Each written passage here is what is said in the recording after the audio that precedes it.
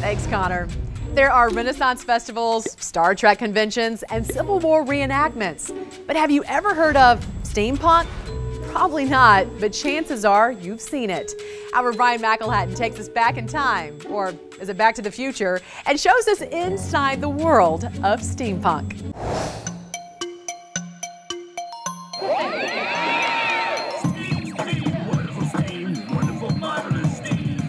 This is the Wild Wild West Steampunk Convention, where fans of the literary genre gather to discuss the finer points of mechanical giraffes and piston-powered arms. But what is steampunk?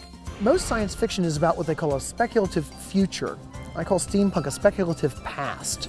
So imagine a Victorian-era world where technology really took off, but the jump from steam power to modern-day electronics never really happened. In this case, think Jules Verne and H.G. Wells write a Western. Steampunk.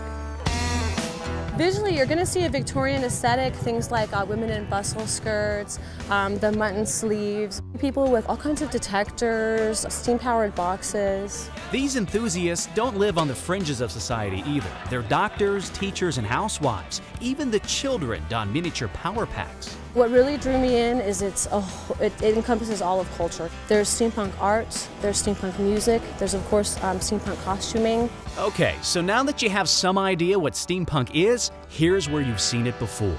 You're gonna need this! First, Oz, the Great and Powerful, in theaters now. Flying ships, costumes, all influenced by steampunk. Second, last year's Oscar-winning favorite Hugo features tons of gears and an automaton.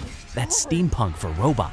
Meet Professor Thaddeus Morton. And finally, who can forget the 1999 summer blockbuster Wild Wild West with Will Smith? This film is straight up steampunk. It's also inspired by a 1960s TV show of the same name, which was steampunk before it was cool. And speaking of cool...